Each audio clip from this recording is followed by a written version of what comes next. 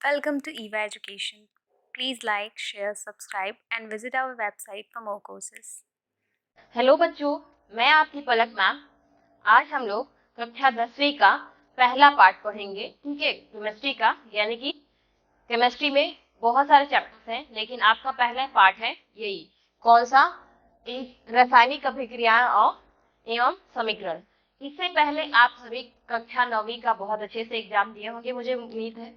अब हम लोग एक नई ताकत, नई ऊर्जा के साथ स्टार्ट करेंगे अपने क्लास को। ठीक है, और बहुत अच्छे नंबर ले आना है आपको, और हमेशा पूरे मन से, पूरे लगन से आपको अपना क्लास पढ़ना है। ठीक है, हर रोज जितना मेहनत करते हैं उसका एक दिन में आपका रिजल्ट आता है, तो उस रिजल्ट के लिए, अच्छा रिजल्ट लाने के लिए आपको डे बाय डे थोड़ा थोड़ा करके जरूर पढ़ना पड़ेगा। ऐसा नहीं है कि एक दिन पढ़ा 1 घंटे और किसी दिन नहीं पढ़ा। तो आपको क्या करना है कि हर रोज एक नई ऊर्जा, नई ताकत के साथ आपको अच्छे तरीके से अपनी क्लास को कवर करना है। ठीक है, चलिए हम लोग शुरुआत करते हैं भगवान का नाम लेके। ठीक है, देखिए पहला पार्ट है आपका रासायनिक अभिक्रियाएं एवं समीकरण।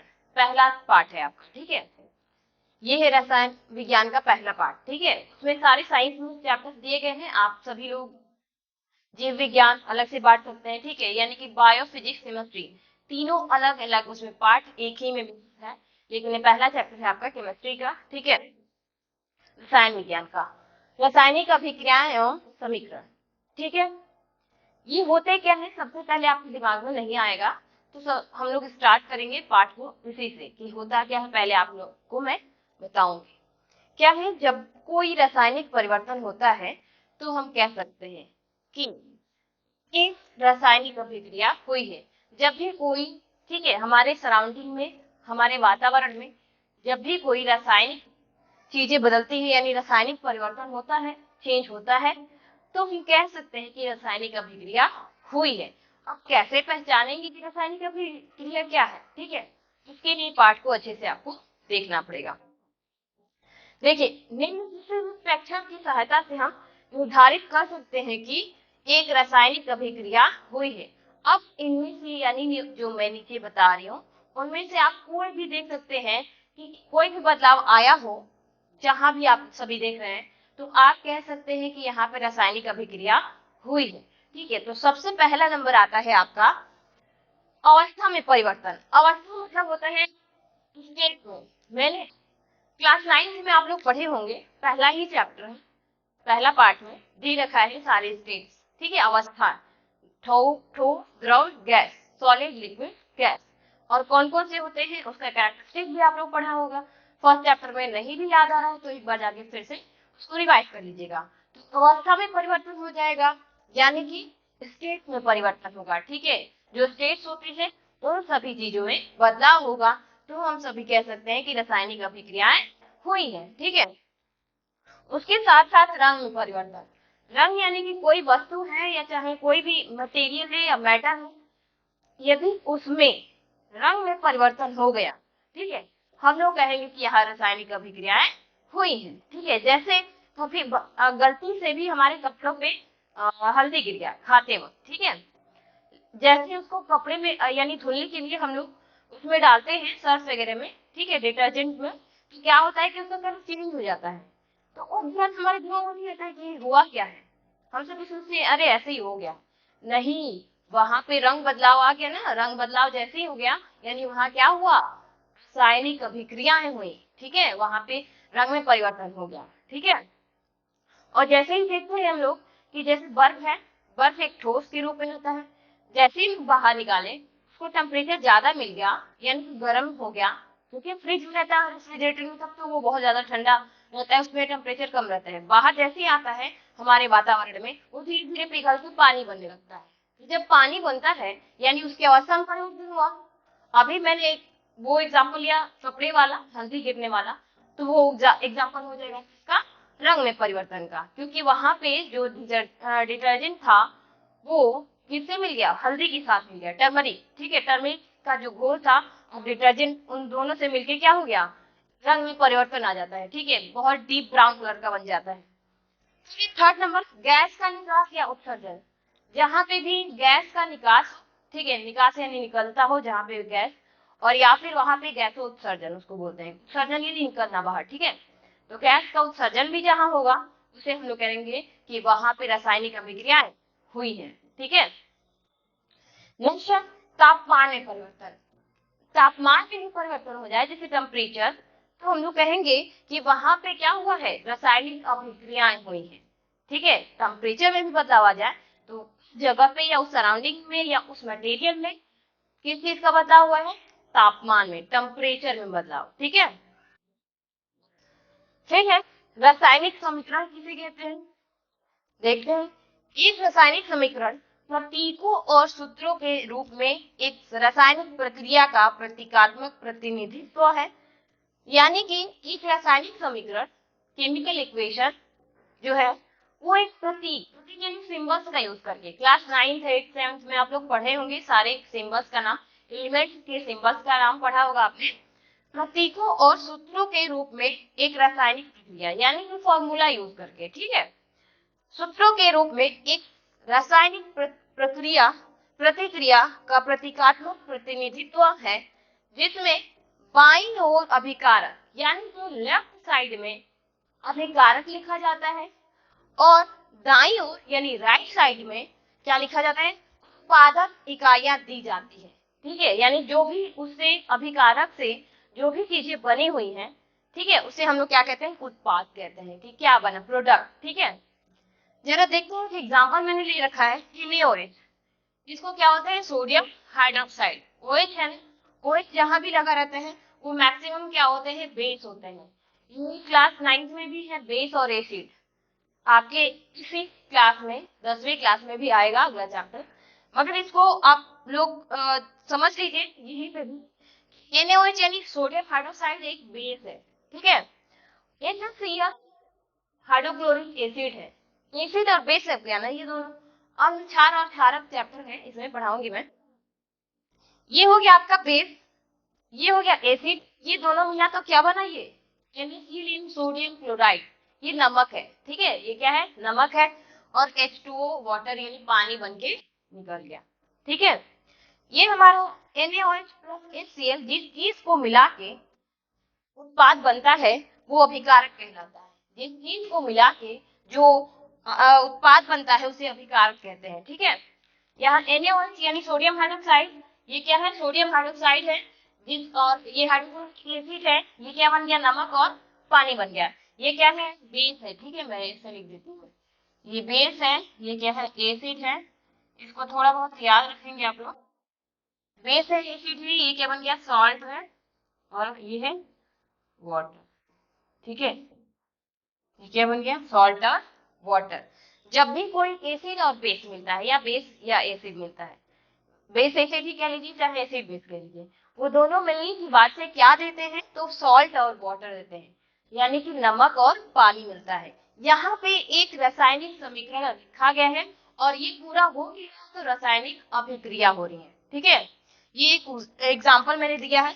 तो कोई भी चीज, ठीक है, यानी कि पूरा अभिकारक मिला के क्या बनाता है, तो उत्पाद बनाता है, ठीक है। और हमेशा अभिकारक को हम लोग लेफ्ट साइड में लिखते हैं और उत्पाद को राइट साइड में लिखते हैं, ठीक है।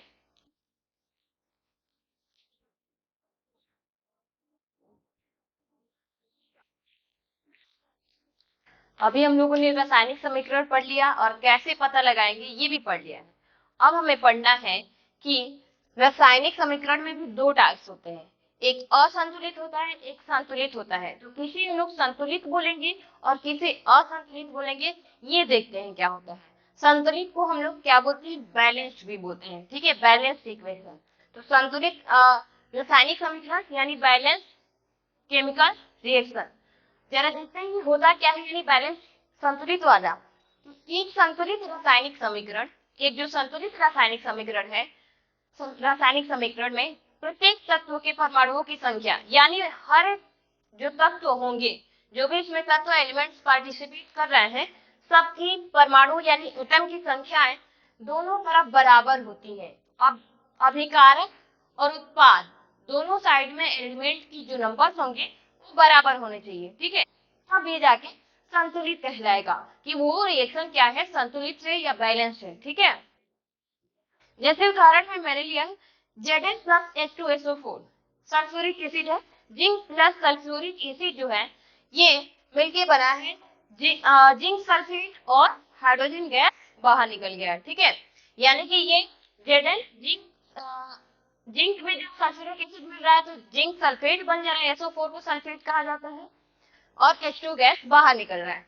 उसके साथ में बाई प्रोडक्ट के रूप में, बाई प्रोडक्ट यानी एक प्रोडक्ट बन गया उसके साथ साथ दूसरा भी निकलता है, उसे बाई प्रोडक्ट कहते हैं हम लोग। ठीक है, तो इसमें क्या हुआ है हम लोग जरा काउंट कर लेते हैं। देखिए जिंक यहाँ पे हम लोग लिखेंगे पहले दोनों साइड, यहाँ मैं लिख दे रही हूँ। ठीक है, जिंक इधर साइड का है, इधर साइड का जिंक, और क्या क्या पार्टिसिपेट कर रहा है, H2 पार्टिसिपेट कर रहा है, और फिर सल्फर है, और फिर ऑक्सीजन है। ठीक है, ये मैं किधर साइड का लिख रही हूँ, LHS लेफ्ट हैंड साइड का, और इधर RHS का लिख रही हूँ, जिंक है, फिर उसके बाद हाइड्रोजन है, यानी H2 नहीं लिखेंगे हम, बस हाइड्रोजन लिखेंगे कि हाइड्रोजन की इधर क्या कितनी है, सल्फर और ऑक्सीजन।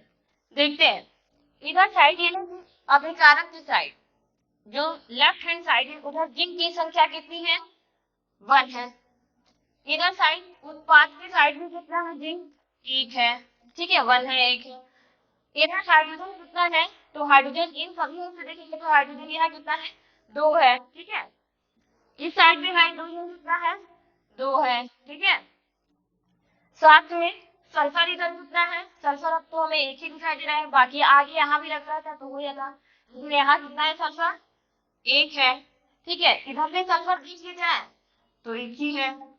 फिर इसके साथ ऑक्सीजन यहाँ पे कितना है, 4 है। ये O4 यानी कि ऑक्सीजन कितना है, ऑक्सीजन का एटम कितना है, 4 है। ठीक है, तो यहाँ पे कितना हो गया, 4, इधर भी कितना है, 4।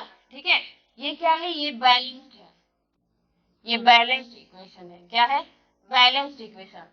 तब हम लोग उसको क्या कहेंगे कि ये क्या है, संतुलित रासायनिक समीकरण है। यानी यहाँ पे कोई भी एक कम होता या ज्यादा होता तो हम लोग कहते हैं कि ये बैलेंस नहीं है, यानी कि ये असंतुलित है।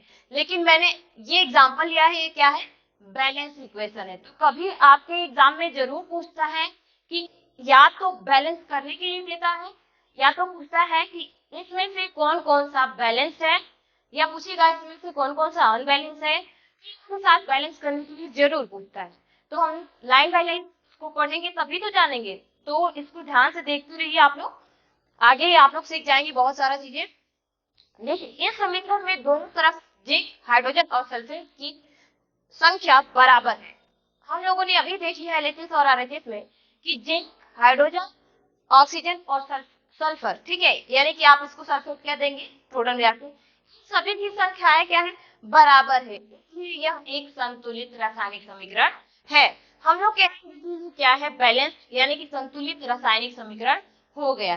ठीक है, नहीं रहता तो हम लोग इसको पहले बैलेंस करते हैं, क्योंकि इनके अनुसार द्रव्यमान के संरक्षण के नियम के अनुसार, ठीक है, यानी द्रव्यमान के संरक्षण के नियम के अनुसार क्या होता है कि रासायनिक अभिक्रिया में द्रव्यमान को न तो बनाया जा सकता है, जो केमिकल रिएक्शंस होते हैं उसमें आप ना ही द्रव्यमान को बना सकते हैं और ना ही इसको नष्ट कर सकते हैं, यानी ना तो आप इसको बना सकते हैं ना ही इसको नष्ट कर सकते हैं। ठीक है, nor to create nor be destroy, ठीक है, nor to create nor be destroy, mass can never be created nor be destroyed, ठीक है, but can change from one state to another state। मास को यानी द्रव्यमान को हम लोग ना तो बना सकते हैं ना ही नष्ट कर सकते हैं, लेकिन एक रूप से दूसरे रूप में बदल सकते हैं, बस इतना कर सकते हैं। ठीक है, द्रव्यमान को न तो बनाया जा सकता है और न ही नष्ट किया जा सकता है। इस नियम का पालन करने के लिए अभिकारकों में मौजूद तत्वों का कुल द्रव्यमान उत्पादों में मौजूद तत्वों के कुल द्रव्यमान के बराबर होना चाहिए, यानी कि जो अभिकारक में जो तत्व शामिल थे उनका जो परमाणु है, उसके एटम यानी परमाणु उत्पाद में जितने थे अभिकारक में जितने थे उतने ही उत्पाद में भी होना चाहिए, यानी उत्पाद, अभिकारक, अभिकारक, उत्पाद, ये दोनों साइड में LHS या RHS दोनों साइड में मॉलिक्यूल्स या एटम्स बराबर होने चाहिए। द्रव्यमान का संरक्षण का नियम कहता है कि आप ना तो द्रव्यमान को बना सकते हैं ना ही नष्ट कर सकते हैं, लेकिन आप उसको क्या कर सकते हैं, एक फॉर्म से यानी एक रूप से दूसरी रूप में बदल सकते हैं, इतना ही, दैट्स इट। ठीक है, ये है आपका बैलेंस केमिकल इक्वेशन।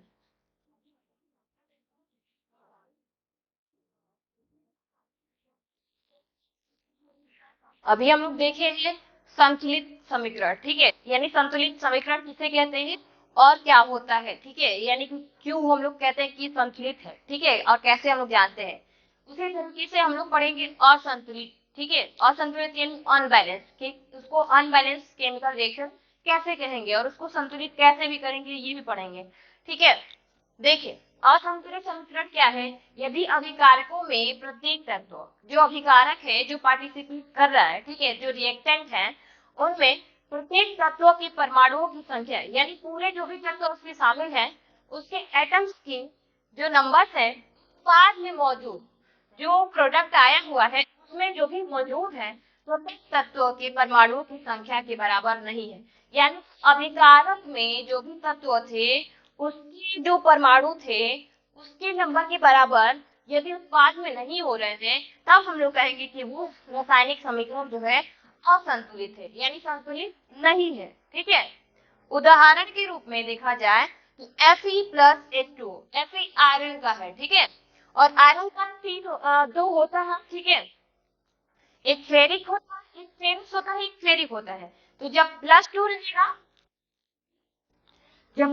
रहेगा तो हम लोग बोलते हैं फेरस, ठीक है, ये जो होता है फेरस, फेरस +3 रहेगा तो फेरिक, ठीक है, ये हो जाता है फेरिक। ये आप लोग पढ़े होंगे पहले, ठीक है। तो देखिए इसमें क्या है, Fe+H2O के बराबर आ रहा है, ये अभिकारक है, उसके बराबर बाद में आया है Fe3O4H2। जरा हम लोग यहाँ देखते हैं तो कौन किसके बराबर है, यहाँ पे जितने भी एलिमेंट्स पार्टिसिपेट कर रहे हैं वो देखा जाए कितने कितने हैं। ठीक है, देखिए पहले LHS का लिख लेते हैं, फिर RHS का लिख लेते हैं। LHS में Fe है, उसके साथ साथ H है, फिर O है, ठीक है, इन सभी की संख्याएं देखेंगे। RHS में Fe का संख्या कितना है, H का कितना है, O का कितना है। तो देखिए LHS में लेफ्ट हैंड साइड में अभिकारक में Fe कितना है, 1 है, H कितना है, 2 है, O कितना है, 1। इसी तरह से देखा जाए Fe में 3 है, RHS में उसके साथ साथ हाइड्रोजन में 2 है, और आयरन एक मिनट आयरन 4 है ना, आयरन 4 है। जहाँ देखते हैं यहीं पे ये क्या हो गया, ये 1 है और ये 3 है, ये दोनों तो बराबर है, मगर यहाँ पे देखा जाए ऑक्सीजन को, और फिर ऑक्सीजन भी बराबर नहीं है दोनों साइड, और ना ही आयरन है। तो हम लोग कह सकते हैं क्या कि ये बैलेंस है, बैलेंस नहीं है, ये क्या है, अनबैलेंस इक्वेशन है। क्या है, अनबैलेंस, ठीक है, ये क्या है, अनबैलेंस, अनबैलेंस इक्वेशन, ठीक है, ये क्या है, अनबैलेंस इक्वेशन है। देखिए इस उदाहरण में प्रतिक्रिया के दो पक्षों में जो प्रतिक्रिया हो रही थी, जो रिएक्शन हो रहे हैं, उनमें दो पक्षों में तत्वों के परमाणुओं की संख्या, जो तत्व है, जो एटम्स है, एलिमेंट्स है, उनके परमाणुओं की संख्या बराबर नहीं है। मैंने दिखाई दिया कि एलएचएस आरएचएस के बराबर नहीं है। उदाहरण के लिए बाईं ओर केवल एक लोहे का परमाणु, यानी बाईं ओर यानी कि लेफ्ट हैंड साइड की साइड जो लोहा है, जो आयरन है, उसका केवल एक है, लेकिन जो राइट हैंड साइड है उसका 3 है। ठीक है, एक लोहे का परमाणु मौजूद है, जबकि दाईं ओर 3 लोहे के परमाणु मौजूद है। अतः यह एक असंतुलित रासायनिक समीकरण है, यानी हम लोग कह सकते हैं कि ये एक असंतुलित रासायनिक समीकरण है। तो कभी कभी या तो ऐसे भूल देता है, या तो कोई एक आपको रिएक्शन देके पूछेगा ट्रू फॉल्स में कि क्या ये अनबैलेंस है कि बैलेंस है, ऐसे करके पूछ सकता है, या फिर आपको अभिकारक देगा और फिर वो भी उत्पाद भी देगा, उसको बैलेंस करना होगा। अगला टॉपिक जस्ट हम लोग यही पढ़ेंगे कि कैसे हम लोग संतुलित बनाएं। ठीक है, उम्मीद है अभी आप लोगों को समझ आया होगा कि संतुलित और असंतुलित होते क्या है। अभी हम लोग जस्ट पढ़ेंगे कि असंतुलित को संतुलित कैसे किया जाता है। ठीक है,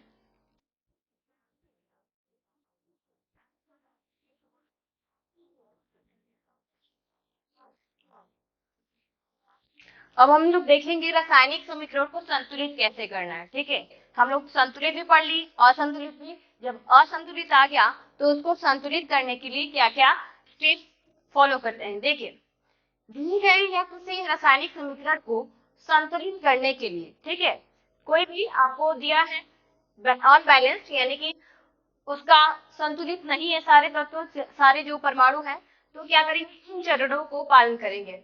सबसे पहले एफ जो रिएक्शन है उसको लिख लेंगे। ठीक है, तो यहाँ पे था Fe2O Fe3O4 प्लस H2 दे रखा था। ठीक है, इसको हम लोग को क्या करना है कि अभिकारकों और उत्पादों में उपस्थित तत्वों के परमाणुओं की संख्या को एक सारणी में लिख लेना है। जैसा कि मैंने यहाँ दिखाया हूँ उसी तरीके से आपको दिखाना है। परमाणु का नाम लिख लेना है, अभिकारक में परमाणुओं की संख्या और उत्पाद में परमाणुओं की संख्या कितने हैं। जैसे आयरन जो था अभिकारक में इसका 1 था और उत्पाद में 3 हो गया, लोहा। ठीक है, Fe का। उसी तरीके से हाइड्रोजन H का अभिकारक में 2 था और उत्पाद में 2 था, ये इक्वल था। लेकिन ऑक्सीजन जो था अभिकारक में 1 है और उत्पाद 4 है। ठीक है, यानी कि 4 है। इसमें हम देख रहे हैं संतुलित तो है नहीं, इसको संतुलित करने के लिए हम लोग स्टेप बाय स्टेप फॉलो करेंगे। ठीक है,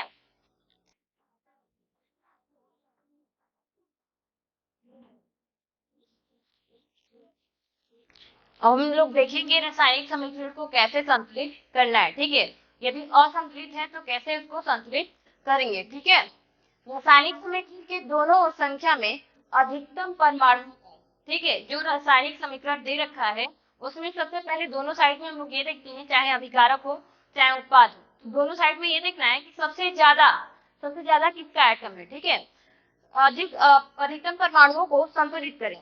इस समीकरण में दाएं पक्ष पर, यानी जो मैंने समीकरण दिया था उसमें क्या था, राइट साइड में दाएं पक्ष पर ऑक्सीजन परमाणु की संख्या अधिकतम होती है, यानी कि उसमें सबसे ज्यादा 4 था ऑक्सीजन का, Fe3O4 था।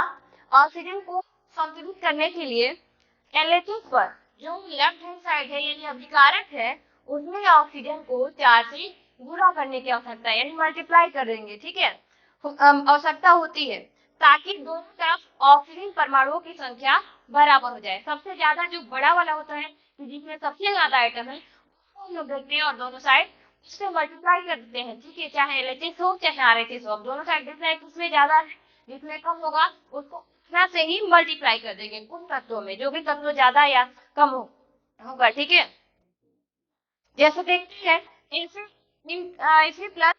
× H2O, इसमें ऑक्सीजन 4 था और इसमें ऑक्सीजन पहले एक ही था, तो हम 2 से मल्टीप्लाई कर दिया। हम लोग यहाँ जरूरी नहीं है कि हम लोग यहाँ पे 4 लिखेंगे, हम लोग सामने लिखते हैं। ठीक है, तो सामने करेंगे तो यहाँ पे अब हाइड्रोजन कितना हो गया है, 8 हो गया है, 8 हो गया है। ऑक्सीजन तो 4 हो गया हमारा, इसके आगे 4 हो गया है। लेकिन अब देखते हैं क्या होगा, अब LHS पर हाइड्रोजन परमाणुओं की संख्या 8 हो जाती है। आपने देखा कि LHS यानी कि अभिकारक में अब हाइड्रोजन कितना हो गया, 4 2 जा 8। ठीक है, अब 8 हो जाती है जो RHS से अधिक है। जो RHS में H2 था, हाइड्रोजन था, ये तो 2 ही था, लेकिन यहाँ 8 हो चुका है। इसे संतुलित करने के लिए हाइड्रोजन को गुणा करने की आवश्यकता है, Fe+4 × H2O। अब यहाँ पे हम लोग देखेंगे कि जो उत्पाद था उत्पाद में भी हम लोग 4 मल्टीप्लाई करेंगे। इसके बाद दोनों तरफ ऑक्सीजन और हाइड्रोजन परमाणुओं की संख्या बराबर हो जाती है, क्योंकि हाइड्रोजन इधर भी जो का है, यानी कि अभी उत्पाद में भी और अभिकारक में भी अब आयरन की बारी बच जाती है। बाई ओर यहाँ पे देखते हैं, बाई आयरन की यानी Fe की संख्या 1 है, जबकि दाईं ओर 3 है। यहाँ पे दाईं ओर है ना 3 और यहाँ बाईं ओर 1 ही है। तो क्या करेंगे, इसे संतुलित करने के लिए LHS पर जो LHS साइड था यानी अभिकारक की साइड में Fe को 3 से गुणा करेंगे, यानी 3 से मल्टीप्लाई करेंगे।